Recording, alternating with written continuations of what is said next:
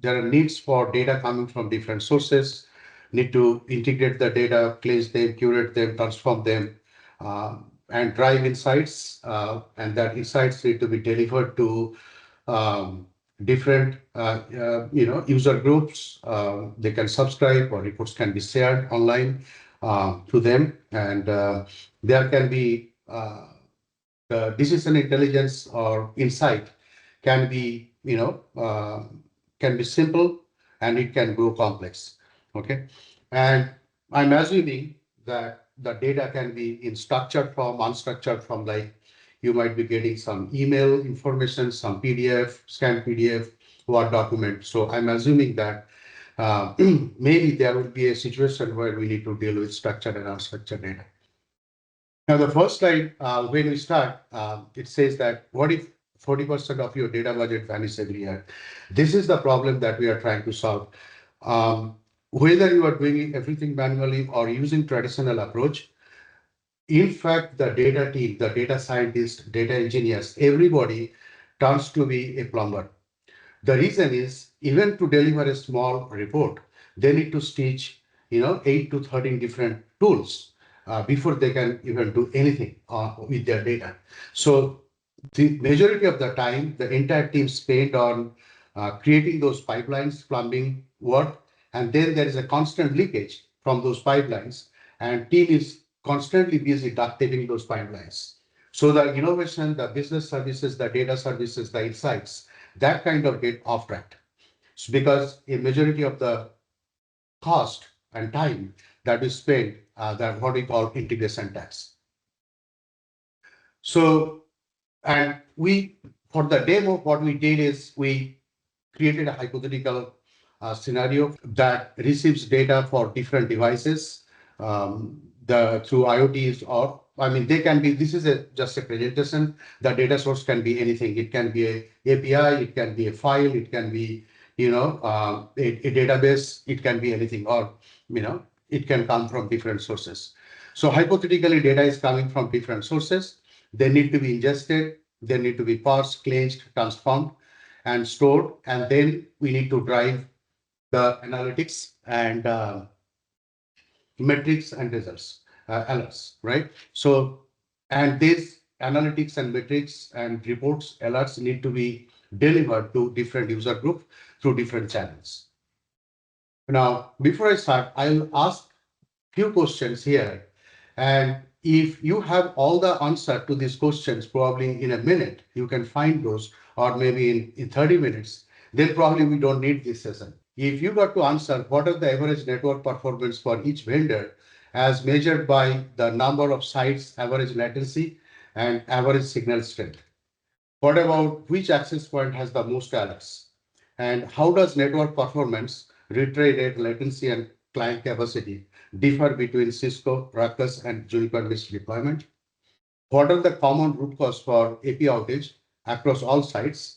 Are there patterns related to switch port failures or port issues, power issues, and environmental factors?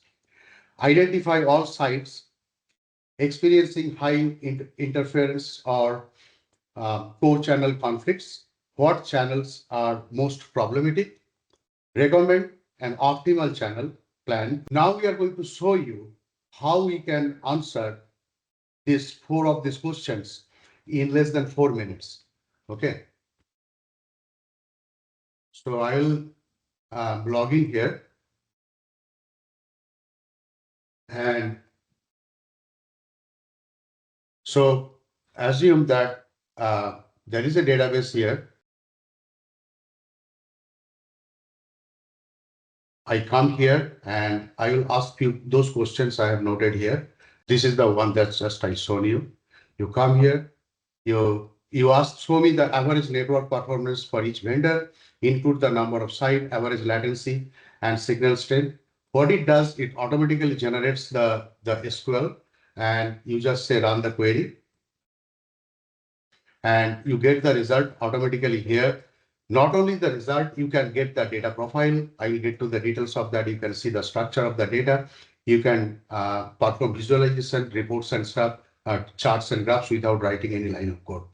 And smart Viz, what it does, it takes your question and it identifies intelligently what are the charts and graphs that are important to represent pictorially these answers. So here, it has created all the charts, different bar charts and site count versus, VM vendor and average latency in milliseconds, things like that. So it automatically generated that.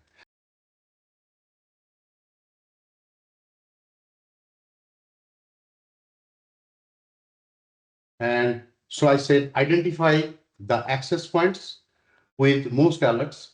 This helps operation teams focus on remediation effort on the worst offenders. So I come here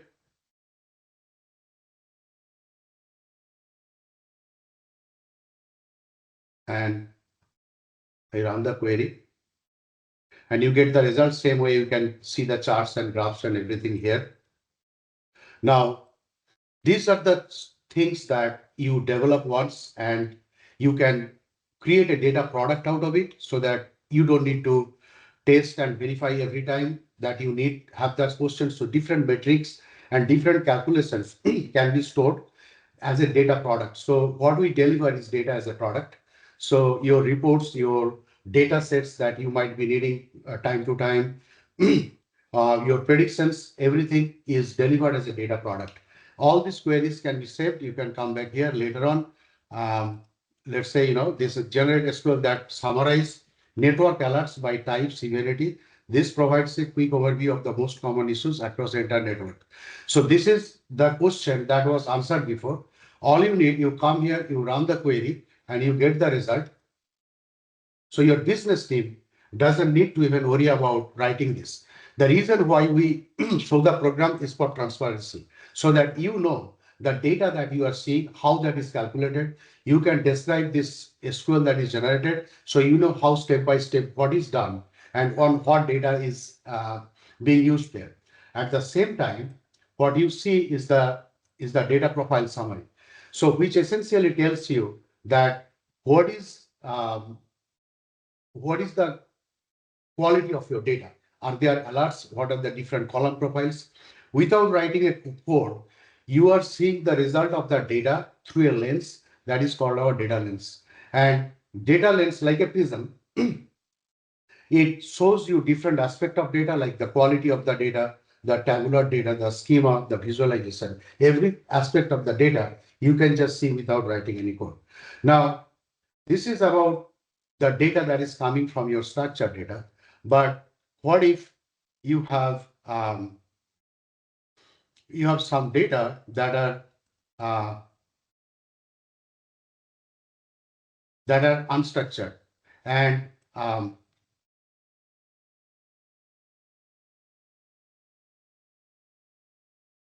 so I create a chat here. I come here and I create a chat here, and then I'll start asking the question.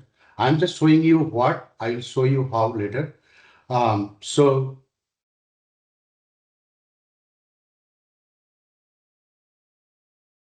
let's say I ask this question here. I'm asking this question, what are the common root cause for AP outage across all sites? Are there patterns related to switch ports failure, power issues, and environmental factors? I want this a comprehensive report, and I ask this question here.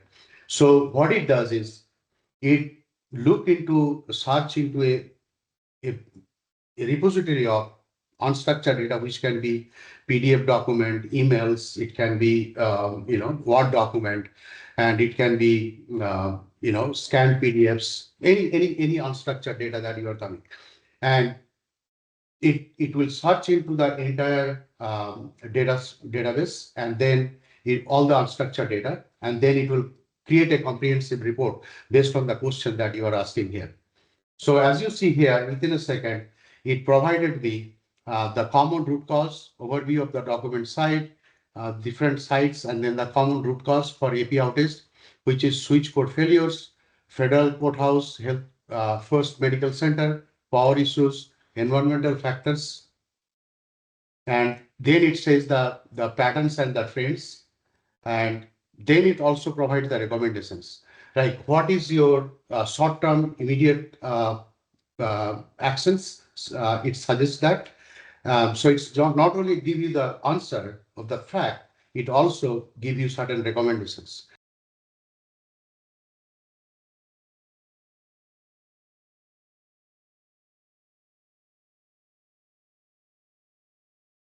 So it says that identify all sites experiencing high interference or co-channel conflicts. What are channels are most problematic? Recommend an optimal channel plan to minimize interference. So it will analyze all your data, and then it will give you the facts. Then it will show you the critical areas, the problems, and then it gives you the recommendations.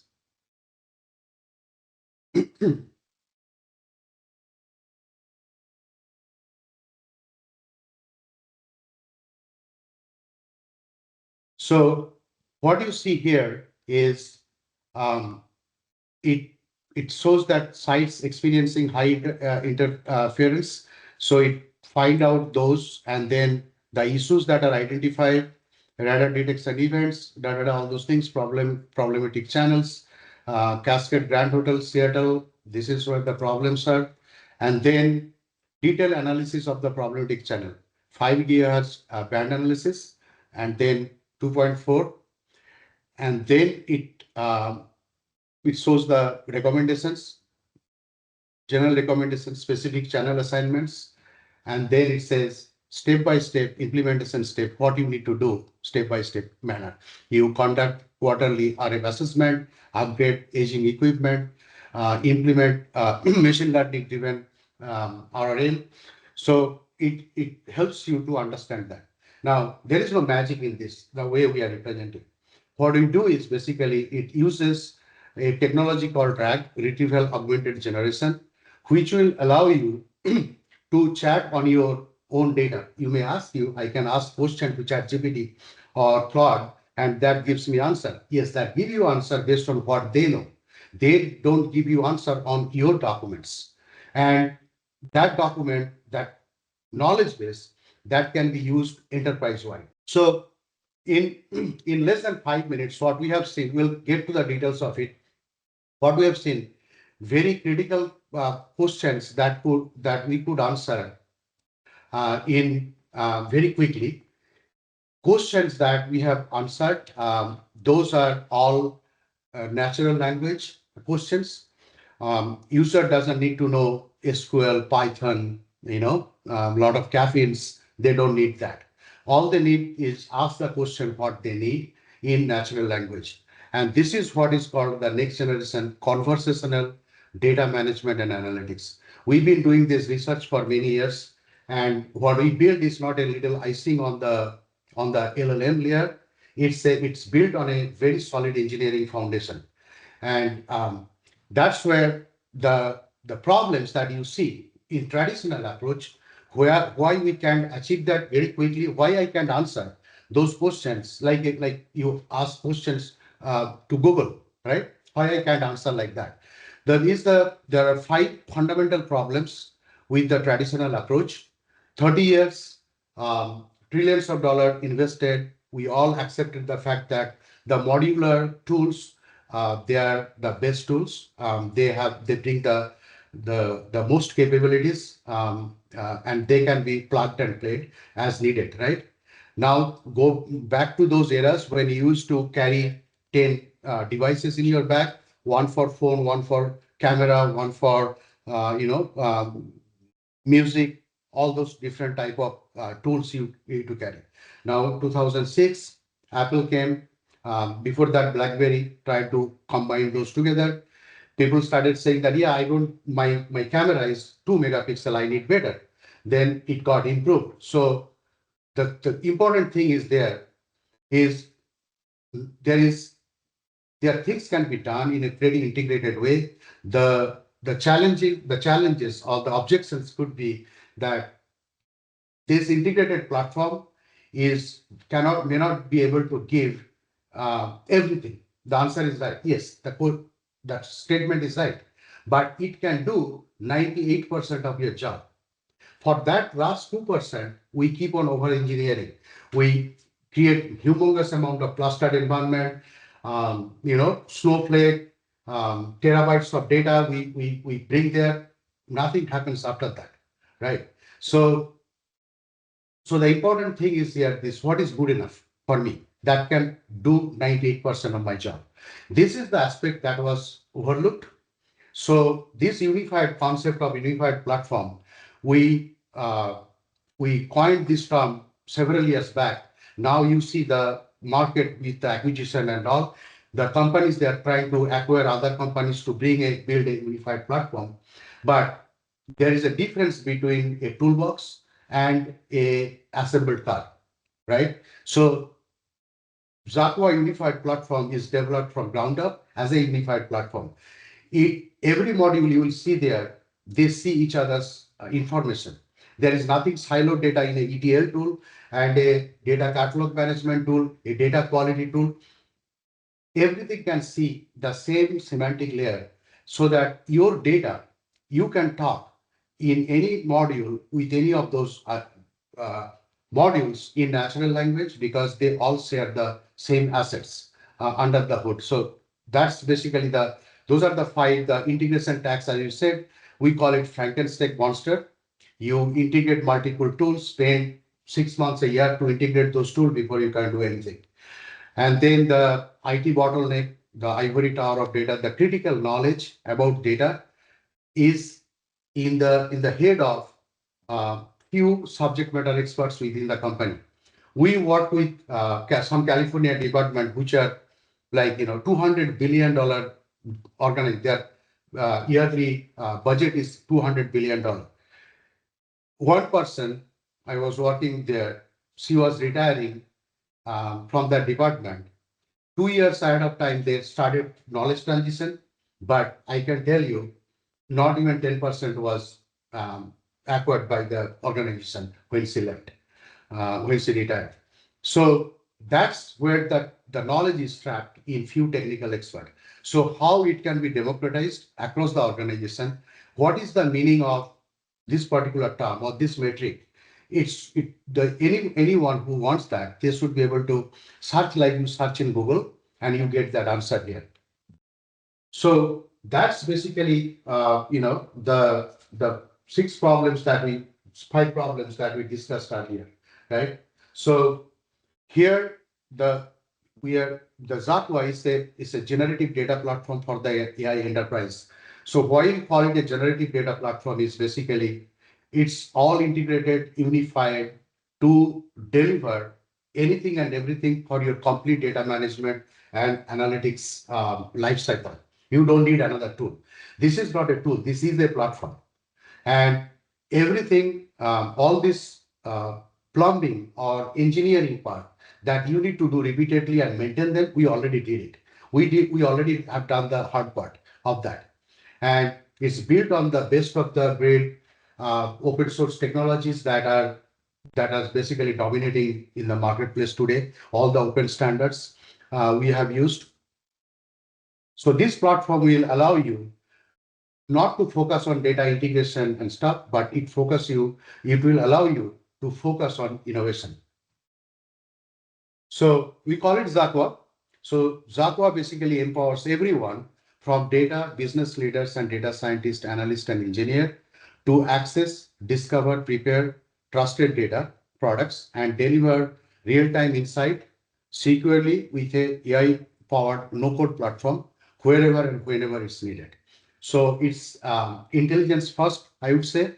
There are two primary intelligence components that are foundational for this product, which is the semantic intelligence. Semantic intelligence is basically your definition of your data, your ontology, taxonomy about your data, so that when you ask something, then it will understand your language and it will translate it. It will help the platform to translate your question into a programmatic solution that can be consumed by machine. Then we have artificial intelligence, which is the generative AI platform. And you can choose based on your data security need. You can choose to use completely private model that runs only for you, or we can use external LLM models, which is Claude or Gemini or ChatGPT, any of those. It's conversational. It allows you to talk to your data in natural language. You can talk to your data, cleanse, curate the data, integrate the data, everything that you need to do in your entire data management lifecycle, you can do it in natural language. It's a no-code platform, so it's very fast. It doesn't need 6 months to set up your platform and code it and deliver your first. What we see, you can see your business value being delivered by the platform in less than 6 weeks time. And this is for all. It empowers every business users or technology users, engineers, data scientists with the self-service data and analytics. So the way the platform is designed is that you have your human data team and the platform gives you a AI data team. And it brings you AI data steward, AI governance. So the AI data steward is basically, it will catalog and discover your metric. As I said, it need to understand your data, their meaning.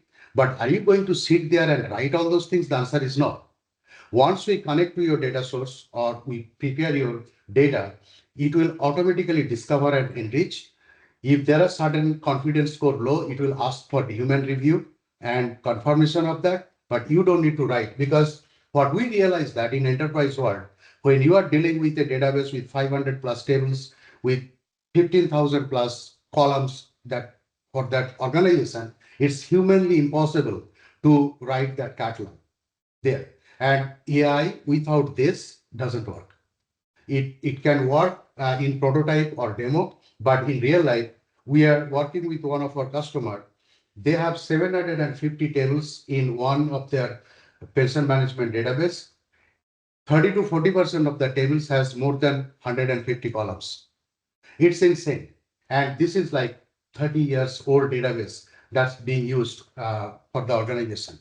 And so for them, building the catalog is difficult. Then AI governance agent is basically allows you to maintain data quality rules, SLA and compliance. AI data analyst, you can ask questions like I was asking the questions, show me the sites with latency greater than 30 milliseconds. AI engineer is going to help you to integrate the data. You have different sources of the data. You're building your ETL pipeline, getting the data, loading into the database, and constantly running on a schedule in an automated manner. That's what the AI data engineer agent does. AI scientist delivers you predictive capability, doing the models before that happens. And AI business intelligence specialist, it creates executive dashboard, auto-generated insight, and this is something that we'll be going in very details today.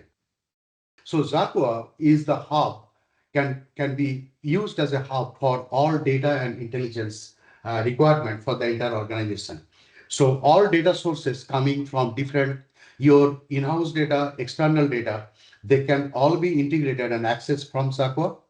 Then xAQUA provides the collaboration platform for all your business and technical users, your data team, to perform different aspects of data management and analytics. All this data products, they will be delivered as a product, and anyone can access to that product, can search, discover, and use that product. Product can be a set of data, it can be a report, it can be any other form of component like a data cleansing pipeline, any of those things. So next is the data security. Of course, we are a security first organization, and we put our attention from day one on security. We are SOC 2 Type 2, HIPAA and EU GDPR certified, which is audited by external CTAs and certified for SOC 2 Type 2 as well. When we implemented GDPR, HIPAA, and SOC 2 Type 2, if you take all the security controls that are in place, if you take all of them together, you will see maybe a 90% intersection with ISO. Foundational controls are NIST 863. So that basically drives all the security controls from technical control to administrative control, everything it implements there. Currently, we have the internal authentication, multi-factor authentication, and role-based access control within the application. But if it need to be single sign-on integrated to the organizations, let's say Azure AD or something, we can do that too. So we have different level of security from our platform perspective. It every user is a user, whether they are Right. internal user or external user. Now, based on your role-based access control, you can have access to certain functionality of the applications, read only, read write, where they can create those kind of data products, or they can Okay. just use the data product. And also you can, even within the functional level, that's the third level of defense that you can do is, what are the different functions within a data product you can do. So there is a product owner concept I'm going to show you, and that product owner controls what access the users can get.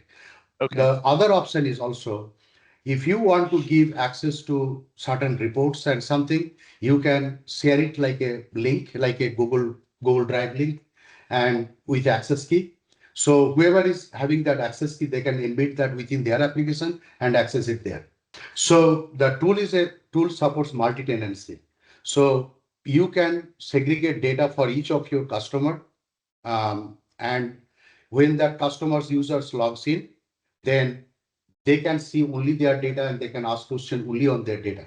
So we can support structured data from CSV to Excel, text file, delimited files, all the structured data. Also the advanced modern formats like Parquet, DuckDB, Avro, we can support all of them. In unstructured data format, we support Microsoft Word.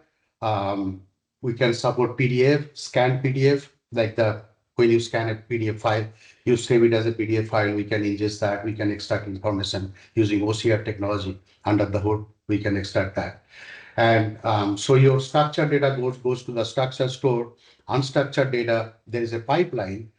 When we ingest unstructured data, the data is translated into a vector store, which is a floating point number, like 1,000-dimensional vector space, and it's stored in a vector database internally. And then when you are asking a question on that unstructured data, it performs a semantic search within that data set and then formulate your answer. So there are a few different searches that are performed on that unstructured data to formulate your question. So it can get your answer from 10 different documents and combine them together and formulate your story. Okay. The good thing is that it will tell you where from it got the information, all the documents it will show you. I'm going to show you in the demo so that you know that, okay, I'm periodically ingesting this data. I can do that here. So your JSON data, Excel data, CSV data, all of them can be imported into our system. Now, other important thing to remember that from a user perspective, when they have a question, they don't need to know if the data is in a CSV file or Excel file or in a database. Because for our universal query engine, it can either execute a push down query on a specific remote SQL database, or if it's a file, let's say your all files are stored in Amazon S3. It can directly get to the Amazon S3 and then get the data onto the disk on your pod in the Kubernetes pod, and then it will execute on memory and give you the result. So the internal query engine allows one single execution language is SQL. And because any question we translate into SQL, and internal query engine can execute that in any form of data, whether it's a Parquet, Avro, CSV, delimited, Excel file, anything, you can ask a question. So from user perspective, it's all one single unified interface. That way, you don't need to worry about if you have a huge Excel file and you need to get some answer from that Excel file, you can just ask your question on that Excel file. I'm going to show you that. The reporting part that I have not shown you, so I want to honor that. And here is the one example reporting I want to show you. So all the assets that you have seen, you can create visualizations and everything. You come to the report builder here, and you will see all the charts and stuff in different assets. They are there. You drag and drop and assemble the report here, and then you save it, and then I just run it. So what it does, it goes to the source system, get the data. If it's a query or a file or a database, it gets the data, and it will create the report in runtime. Okay. Now, the report has a time to live setup. So if you say, if the report's life is more than 10 hours or 5 hours, depending on your data currency need, you can set up that time to live for each different report. You can set up your TTL separately. So once you execute it, 5 minutes later, another customer asks for it, it will not re-execute it. It will get it from the cache intelligently and deliver it. So the cache manager, it manages the life cycle. So your data is always current based on your currency need. And then one important feature I want to show you, if you have seen the traditional reports, it comes with nice charts, okay? But the fact is that 80% of those charts are not being properly interpreted by 90% of the users who are using the charts. That's why the traditional business intelligence is a failure. We have seen dozens of our customers having Tableau license, Click license, they even forgot that they have those licenses because they they didn't give the information that the business users need, which is the insight, the story about the data. Now here, that report, when I execute it, it tells me, first it gives me a execute summary. So what it says that based on all the data it has seen in your charts and graphs, it says that overall trend and patterns. Then it says critical finding requiring immediate action. The cross-chart correlation, all the charts in your stuff there. And then you have business recommendations, then key takeaways for decision makers. So executive, they don't need to read the entire thing. They don't need to go and look at these individual charts and interpret what does this mean when the total alerts reaches to 700, or what is the correlation between alert type and the total alerts. So they don't need to think that interpretation and drive the insight. So business executive can read this, and this is dynamically generated every time we generate your report. This is dynamically generated. This is not something stored somewhere and any of those. Now, this is the executive summary. Then you go for each of those charts. Here, okay, so at the top level, you have again recommended actions, and also it classify those between high, medium, and low classification. So you see what could be your prioritization, what is the problem, what can I do with this, and then for each of those report, you see here, it calculates all the key metric. You didn't ask for it. It intelligently, based on your business domain and your semantic information, it automatically identifies what are the different key metrics. So which is alert count deviation, alert type, entropy, average alert count, maximum alert count, minimum alert count, total common type of the alerts, like which is weak signal, and total alert counts and everything. So these metrics are automatically calculated just for this chart. Okay. And this is the story. It describes the chart. It says that the report identifies a total of 1,775 alerts, with the majority 39.8% attribute to high packet loss, which is 707 alerts, followed by high channel utilization 24.7%, 5%, and high latency 22.8%. These top three alert types account for the overall 87% of all the insights. So if in absence of these numbers, 87% and all, a business user need to sit and see what is my horizon here, the data, and what is the bigger impact on that. Now it tells you the story about all the data. So what it says, that gives you the insight, which is high packet loss is the most prevalent alert type. Top three alert types dominate overall three alerts. And then So this way, it gives you all the insights about your data, and then it gives you all the recommendations over here. This is the report that is completely generated for each chart. You will see all those information here. And so this is like a statistical chart. It shows the distribution of your signal strength. Um, so your average signal strength, what is the median, low, 90th percentile, 99th percentile, and then the distribution of your alert sites by alert severity. Okay, and this is another chart that we have added. So it basically what it gives you, it's not a traditional dashboard that gives you few charts over there. What it gives you the complete intelligence, intel, and then it tells you, classifies the problem, and it gives you a recommendation what you can do. So this is what we call it AAA. And this is what we've been working for many years to enable it, which is ask, analyze, and act. So you ask a question, you get an answer, you analyze that, you get some recommendation, and you act on it. So this is exactly how we enable AAA in the modern business intelligence area. And then what you do, in one click, you can export this report. And so this is the exported report. Make it a little smaller so you can see. So everything is here in this report. Okay, now you can share this PDF report. That's one way of sharing. The other is if you are coming here in the report, you can here you can see all your this is the your enterprise reporting dashboard.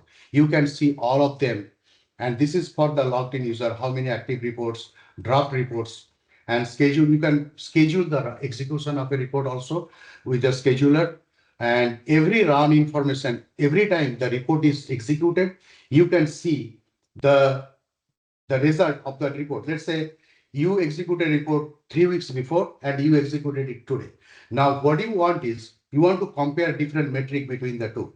You can do that too. It will give you the comparison because everything, the historical run and metric is all stored in the database. So you have access to every piece of information that you need for your historical runs and everything.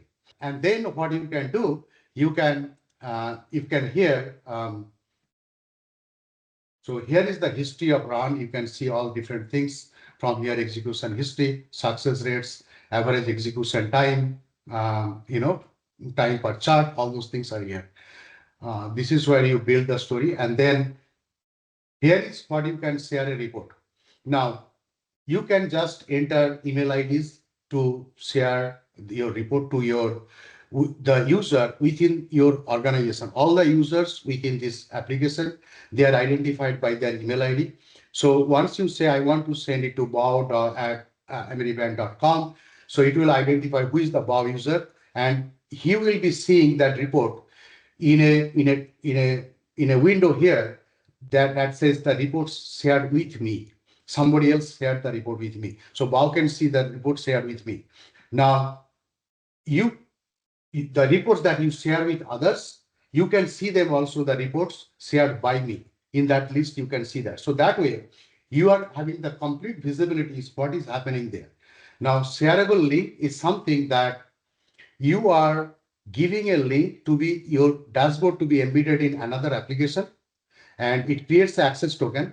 You can do IP whitelisting also, and it will create automatically the access token, and you can set the permission here, whether they have only read-only permission. Means you send a report, that's it. They will never be able to execute the report. Like they won't have this button on the report to execute it. If you allow them to download the report, export the report. So based on this permission, when you are sharing a link to that particular application or a user, you can set those permissions for that particular link. So one link you can create for all your users who will be having read-only permission. Just okay, here is the report. Every day morning, I'm going to send you. Okay, and with read-only permission. So in that case, you create a URL with one access token, and give that access token read-only permission here so that they can see only read-only. If you have customers or other applications or users who can forcefully execute it to see that fresh report every day or every time, they will get it. They think that they are executing the report, but it's basically intelligent reports are intelligently cached. So you say the TTL, the time to live for each report, you will see there is a TTL here. So you can say how many seconds this report can stay, and by report you can set that. So based on your data currency need, if you know that I need this report to be updated every night, so you can give like a 24 hours TTL here, so that that way you can save on the compute and everything, optimize it, and time to access them. You can get all those things here. So that's basically a powerful reporting tool that you can get here. I have shown you the